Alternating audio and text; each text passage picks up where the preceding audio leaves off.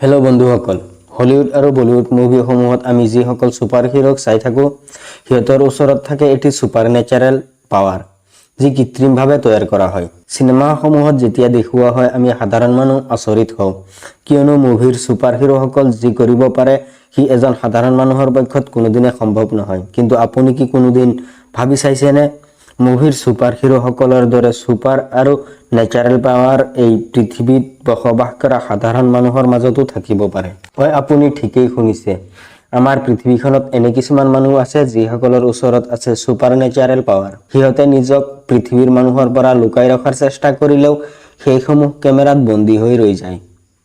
যি কাৰণত চিনেটি ভিডিঅ' লুকাই ৰখাৰ চেষ্টা কৰিলেও হঠাৎ এদিন এইটো সকলোৰে আগত আহি পৰিছিল। আচলতে ইহঁত আমাৰ পৃথিৱীৰ মানুহ নে অন্য গ্ৰহৰ পৰা অহা এলিয়েন কেমেৰাত ৰেকৰ্ড নহ'লে কোনোদিনে জনা সম্ভৱ নহ'ল হয়।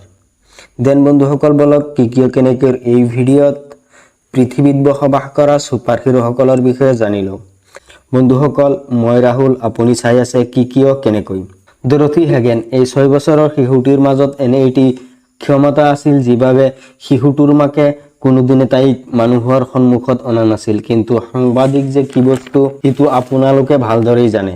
2013 চনত যেতিয়া ঘটনাটো সকলোৰে আগত প্ৰকাশ হৈছিল, সকলোৱে ভাবিছিল এইটো হয়তো কোনো ধৰণৰ কলা কৌশল হ'ব পাৰে। কিন্তু এটি 6 বছৰৰ শিশু কলা কৌশলত কিমানটো পাৰ্গত হ'ব পাৰে তাক লৈ সন্দেহ আছিল।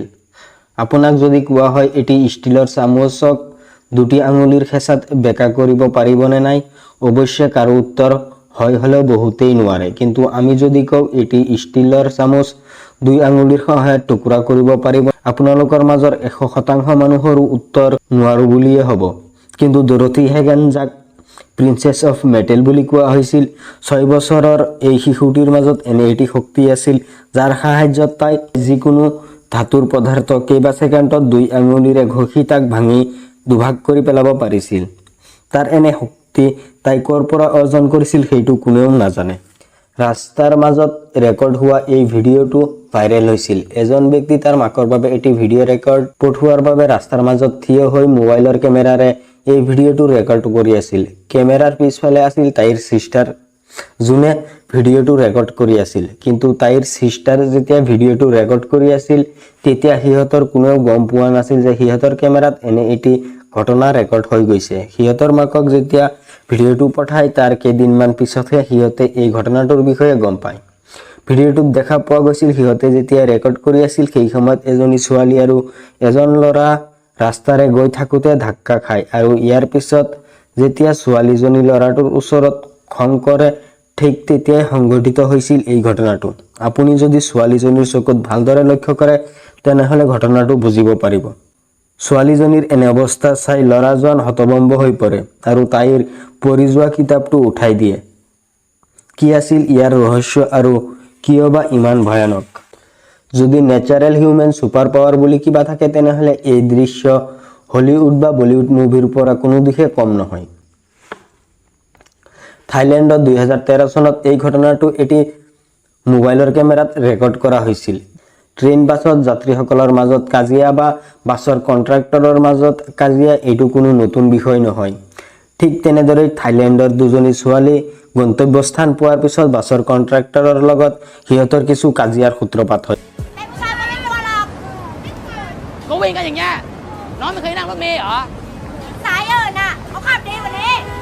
যিহেতু এইটো থাই ভাষা সেয়ে আপুনি একোৱে বুজি নাপায়। ইয়াৰ পিছত বাছ কণ্ট্ৰাক্টৰৰ লগত ছোৱালী দুজনীৰ কাজিয়া এনে পৰ্যায়ত উপস্থিত হয় যে বাছৰ এজন কণ্ট্ৰাক্টৰ এজনী ছোৱালীৰ গাত হাত উঠাবলৈ যায়। ঠিক সেই সময়তে পিছত থিয় হৈ থকা এজনী ছোৱালী তাইৰ হাতৰ সহায়ত যি কৰিলে সি আপুনি কেতিয়াও কল্পনাও কৰিব নোৱাৰে। দেখা পোৱা গ'ল যে ছোৱালীজনী তাইৰ হাতৰ সহায়ত সকলোবোৰ কণ্ট্ৰল কৰি আছে। ছোৱালীজনী নিজেই হয়তো বুজিব পৰা নাছিল তাইৰ ওচৰত এনে শক্তি ক'ৰ পৰা আহিল। হাত দুটা যিফালে মুভ কৰি আছিল সেইফালেই এনে ঘটনা ঘটি আছিল। 2013 চনত এই ঘটনাটোৱে ইণ্টাৰনেট জগতত বিশেষ আলোড়নৰ সৃষ্টি কৰিছিল আৰু তেতিয়াৰ পৰা মানুহ বিশ্বাস কৰিবলৈ আৰম্ভ কৰিছিল যে মানুহৰ মাজত ছুপাৰ নেচাৰেল পাৱাৰ থকাটো অসম্ভৱ একোৱে নহয়।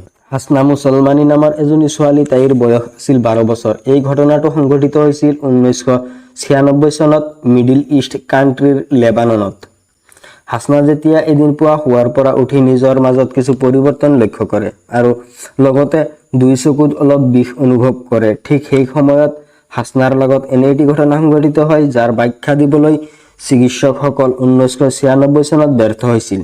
তাইৰ অভিভাৱক তাইক যেতিয়া হস্পিতালত লৈ যায়, চিকিৎসকসকল তাইৰ চকুৰ মাজৰ পৰা 3টা কাঁচৰ টুকুৰা উলিয়াইছিল। যদিও এই ঘটনাটো বেদনাদায়ক, কিন্তু হাসনা মুছলমানী এই ছুপাৰ নেচাৰেল পাৱাৰৰ সৈতে জন্মগ্ৰহণ নকৰিলেও কেইদিনমান পিছৰ পৰা তাই বুজিব পাৰে যে তাইৰ মাজত এটি অদ্ভুত শক্তি আছে।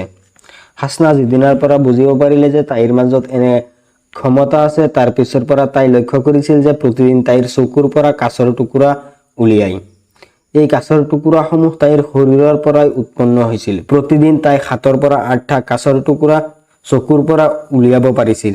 তেনেহলে ইয়াত প্ৰশ্ন হ'ল, আমাৰ শৰীৰত কোনো ধৰণৰ কাঁচজাতীয় বস্তু নথকাৰ পিছতো হাসনা কাঁচৰ টুকুৰাসমূহ কিদৰে উলিয়াব পাৰিছিল?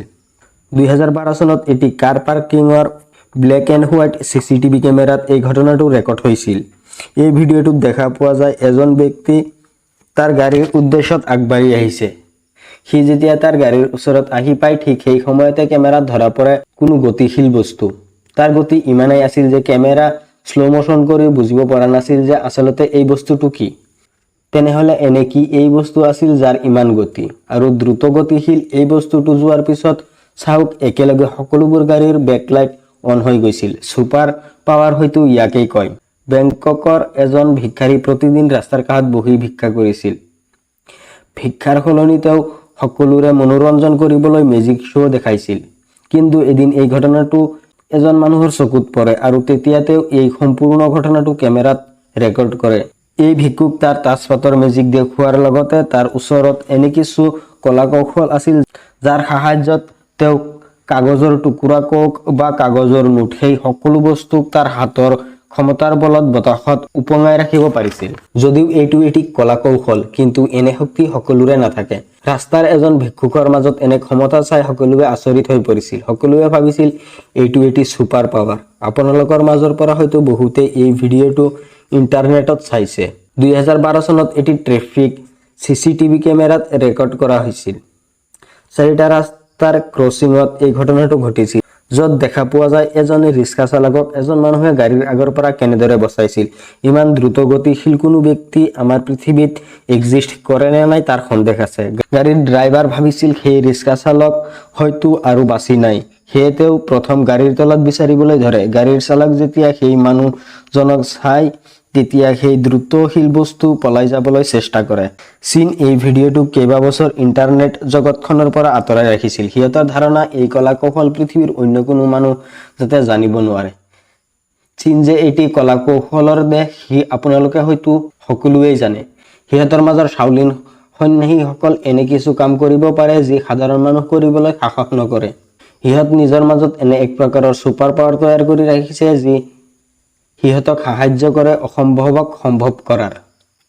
চীনৰ এজন শাওলিন সন্যাসী শিলিলিয়াং, যি চীনৰ এজন মাৰ্শাল আৰ্ট আৰ্টিষ্ট আছিল, তেওঁ নৈৰ পানীৰ ওপৰেৰে দৌৰি পাৰ হৈছিল। প্ৰায় 118 মিটাৰ প্ৰস্থ আছিল নৈ। এইটো যে এটি অসাধ্য কাম সি সকলোৱে জানে, কিন্তু শাওলিন সন্যাসীসকলৰ বাবে এনে কৰ্ম অসাধ্য হোৱাৰ একোৱে নাই। এই ভিডিঅ'টো যদি এনজয় কৰিলে দেন লাইক আৰু শ্বেয়াৰ কৰক, আৰু এনেধৰণৰ এমেজিং ভিডিঅ'ৰ বাবে কেনেকৈ চেনেলটো ছাবস্ক্ৰাইব কৰি ওচৰতে থকা বেল আইকনটোত প্ৰেছ কৰক।